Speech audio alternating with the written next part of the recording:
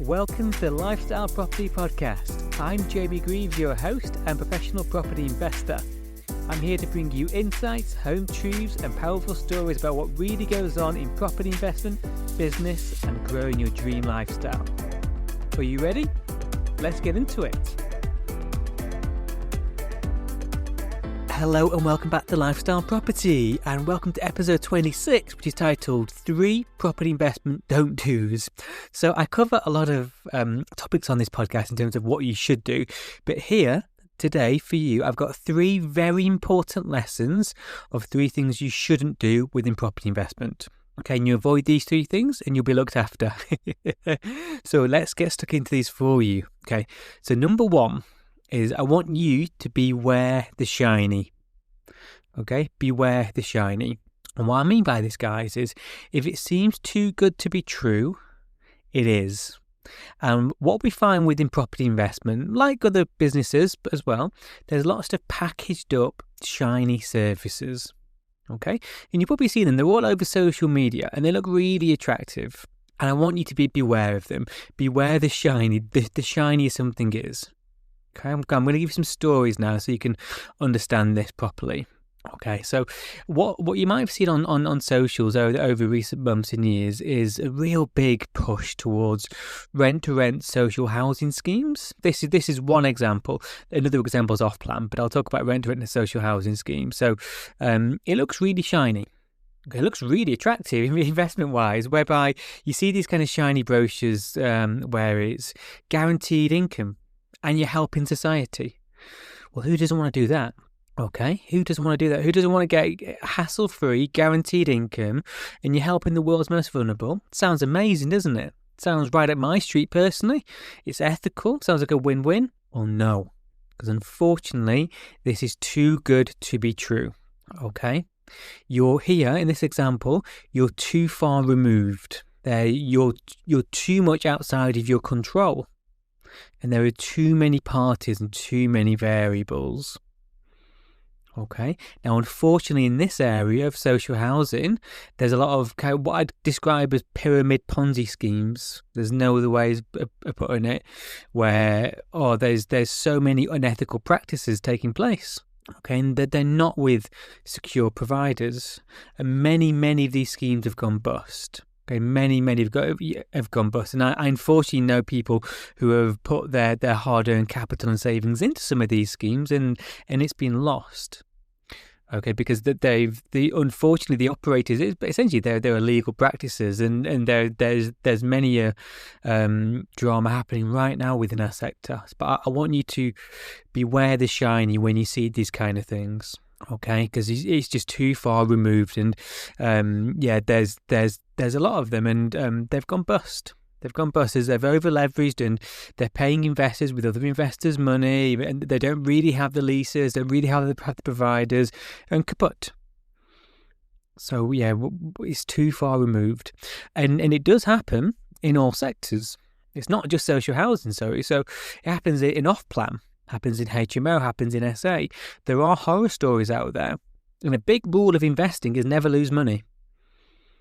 Okay, never lose money. So beware the shiny. So within off-plan, it happens quite often, unfortunately, where they just never finish. I've covered this before on the podcast, but if you've ever been on holiday and seen half-built hotels, or around any city or town centre, anywhere in the UK, and you see half-finished buildings, well, unfortunately, people have lost money on them buildings because they come in with this shiny brochure. Oh, buy off-plan, you'll be buying it at X discount. But often they'll never finish, okay? Because unfortunately, developers can go bust. They can over-leverage. Markets can change. Because unfortunately, some of these developers, they're taking on sites that take 2, 3, 4 years to develop out. Well, in 2, 3, 4 years, the market can change a lot. And if they're over-leveraged and they've got too many sites, they can just go kaput, and then nothing else happens and people lose money. Okay, we don't want you to lose money. We want you to make money. Okay? And it's so a big lesson is don't dabble in things you don't fully understand or don't fully learn. Okay, because if you try and dabble without that understanding and then without that learning, you can lose money, and we don't want you losing money. It's really avoidable. Okay, so what's the solution, Jamie? What should I do instead? Well, the thing to do instead is get control and focus.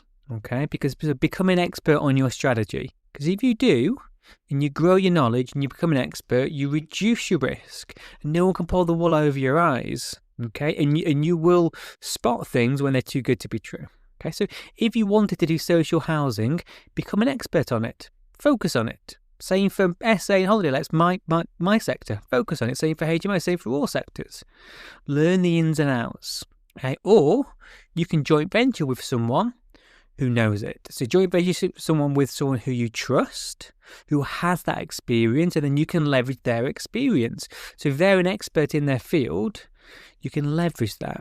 And that's hyper-focused. So we don't want to dabble. Covered this before on the podcast, and I'll say it again because it's important. I don't want you to lose money. I lost money early on in property investment, and it's overwhelming. It's anxiety producing. You lose your sleep and your appetite. Don't want that for anyone, and it's avoidable. It's really, really avoidable. Anyone that follows the advice that I share, you won't lose money. Okay, I want you to make money. So there's always a solution, and the solution here is knowledge, focus, support, guidance, teamwork, self-awareness. These core aspects, I promise. Focus on these and beware the shiny. So don't just dabble. Don't do, I'm going to do a bit of off-plan, bit of HMO, bit of SA, bit of buy-to-let, bit of social housing, because unfortunately you don't know what you don't know, and you'll lose money. But if you focus, you won't. If you focus and become an expert in your field, you'll make money. That's all we have to do. So beware the shiny. The shinier something seems, the more I want you to be reserved of it. Okay? Because just beware the shiny. The kind of bigger the marketing budget, often it can all come crashing down. So you don't want to be sold to. Okay? So that's number one. Don't do. Don't sign up for these shiny Ponzi schemes. Okay? What else shouldn't you do? Well, this podcast could go on for 45 hours and I could run through a list of 100. But I'm mindful of my time and your time. Okay, I don't want to waste anyone's time, so we're just going to cover 3 today. Another thing not to do is don't do bad deals. Now that sounds bloody obvious. So yeah, of course I'm not going to do bad deals, Jamie. But you'll be surprised how many people do bad deals. Okay, and it slows you down massively. Now property's really forgiving. Now if you've done a bad deal, over time heals everything. And particularly in the property sector, because if you're buying assets, then over time inflation will increase the value. Or if you're doing rent to rent, well, in time rates and rents will go up. So you'll be looked after in time. Okay, but if you cannot do a bad deal, it's going to look after you far, far, far better from the outset. And since learning how to secure good deals, how to stack, and how to find great deals, this is a skill you need to learn. Okay, and it's the single most important factor for a property investor. A property investor is not going to have much of a portfolio if they don't have any deals. Everything starts with a deal. Everything really does. Okay, so learn what a great deal is for your strategy. What's a bad deal? What's a lemon you need to avoid? Okay, don't buy blind and just jump in. Okay, you want to be professional, or you want to work with a professional. Remember, leverage. So if I either want you to be hyper-focused and knowledgeable on your sector and your strategy, choose one. Remember some of the tips early on in the podcast, start with cash flow. Okay, choose one strategy, focus on that. Okay, but if you don't have the time, then you can outsource to someone else who's focused on that. Okay, they're a professional. Because guys, we're not buying suites. We're buying properties. These will be the single biggest investments you make in your life. So your single biggest investment is you. You're your biggest investment. Big believer of that. That's shown to be true over the past few years for me, certainly. So what you're doing now, listening to this podcast, self-learning, any masterminds you're part of, and training courses and books and podcasts and learning, that's your biggest investment. Okay, but your second biggest investments are the properties. Okay, even if it's on a rent-to-rent basis, there's still a few £1,000s goes into a rent-to-rent. Okay, and if you're buying, well, houses are just about the most expensive things we can buy, apart from boats, planes, or helicopters. So do you really want to do that as an amateur? Do you really want to dabble? No. You either want to focus on it, get your knowledge, okay, or find someone else to leverage and partner with. who is focused and professional on it. Really, really important. So learn to stack property deals correctly. Take the emotion out of things. Okay, because once we've learned how to stack great deals and how to source great deals, this is a critical area to growing our portfolio, I promise. And it enables everything. You won't be suckered into being taken advantage of by shiny products because you'll know what a good deal is and what a bad deal is. You won't buy blind and jump in blind because why on earth would you? Okay, but you also won't overanalyze because once you know what a good deal is, you'll know you can move on. It's like Goldilocks equation again of balance. Due diligence is important, so is taking action. Okay, so given alongside yourself, these are the most important investments you'll ever make. We don't want you doing bad deals. So make sure you learn how to stack and secure amazing deals. Okay, or if you're going to partner with someone, make sure that they're really focused on their strategy. And if you hear something like, "Oh yeah, I dabble, I do a bit of this, a bit of that, a bit of this, a bit of that," I implore you to run a mile because it's all going to come crashing and burn. Because every strategy is very different. Okay, there are nuances, so you want to lean into that. So what makes a brilliant SA deal or a brilliant holiday let deal in my sector is different to a HMO, it's different to a commercial conversion. So you don't want to be either yourself or others just kind of dabbling in lots of things because you won't find good deals. Okay, so alongside beware in the shiny, the second thing I don't want you to do is don't do bad deals. Learn how to do things properly, professionally, and you'll be looked after for life. And thirdly, have you got a guess on what my third don't do is for you? Can't have too much interaction when it's a podcast, but have a little think, okay, because there's a lot of don't do's. But a third one for you that I think is very important that's not discussed and shared openly enough is don't over leverage. Okay, so Charlie Munger, who's Warren Buffett's late business partner, amazing investor, amazing businessman, he said that there are, and this is a male statement he's made, 3 things that ruin men: ladies, liquor, and leverage. So I'm not going to talk about the former 2, but leverage. And what does he mean by that? As well as leverage is there's so many forms of leverage, but what we're talking about here is debt. Okay. Now, in their world of buying stocks and shares, leverage is really, really risky because if you're taking debt to buy stocks and shares, and if that share price falls, you'll owe not just what it's fallen, but you'll owe the debt as well. So it's not advised or encouraged or a smart thing to take any kind of debt when it comes to stocks and shares. It's too volatile, too risky, and that's what Charlie Munger's mainly talking about there. Leverage ruins people, so people get a little bit greedy. And it ruins people. But within property, it happens as well. So that the people that go bust is when they're over-leveraged. And this is basically the only way you could become bankrupt within property investment is if you're over-leveraged. So those Ponzi schemes, social housing schemes that I mentioned earlier, they've gone bust because they've over-leveraged. They've taken on too many investors. They're paying investor debt. It's a Ponzi scheme come crashing down. Okay, so I don't want you to over leverage. Okay, so you might start out in something like rent to rent, low risk, great, build up your credibility, your experience there. Smart thing to do. And then when you start buying assets, okay, I want you to avoid really high leverage, really high loan to value. Okay, because unfortunately, if the market turned, your head would be in the stocks. Okay.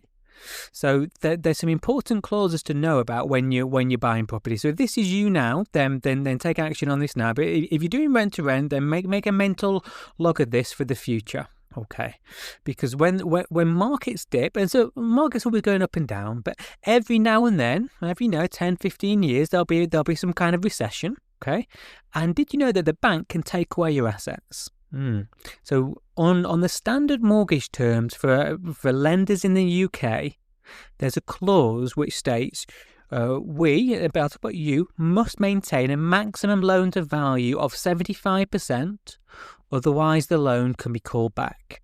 Okay, really important. So your loan value can be 75% of the market value of their property, otherwise the loan can call back. So the lender can call the loan back. Now, what that means is, should the market drop, okay, so should the house value fall, they can call back your loan. Now, really, really sadly, this is what happened back in 07, 08. So there's been many ups and downs, but the last major recession in the UK, the like really major one, was 2007, 2008, the banking crisis. And unfortunately, this is what happened. Okay, so really good people like you and people like me, they lost their entire portfolios. But more than that, it led to financial ruin, bankruptcy, and in some cases, even suicide and mental health problems and so many issues. Because unfortunately, people were overgeared. Okay. No, so back then, you can get a 90%, even sometimes 100% mortgage. Now, that sounds great. You're going to go and get a free house. But then when it dipped, okay, and maybe your market value of dip of 10%, then lenders get nervous in times, and just to peel the curtain back a little bit more in terms of lenders, they'll lend funds out for funds that they don't have. Okay, they get more out the door than what they've got, and they'll then secure bonds and securities. So it's a risky place to be. Okay, and then if anything goes wrong in the market, they'll want to call loans back. And who they go after is anyone that they can go after quite easily on the terms and conditions. So if you've got say 10 properties or one property, any number, and you're now over 75% geared, they could claim it back. So what would happen then is you'd have to, well, if the market's gone down, you might not be able to refinance. Okay, tricky. So they might force sell, and if they force sell, they're going to sell within auction, and anything, if they can't clear the value, then you owe them, and that's what happened back in 07, 08. Okay, we don't want you to do that. So the way to plan the future in a reliable, safe way is by looking at what happened in the past. So in the past, that's exactly what happened. So what will happen in the UK? Because it happens in every market. What will happen in the market as we move into times of growth? So I'm recording this in early 2025. The market's good. The market's stable, and there'll be a period of growth. No one knows when and no one knows for how long. Too many factors, but there will be a period of growth.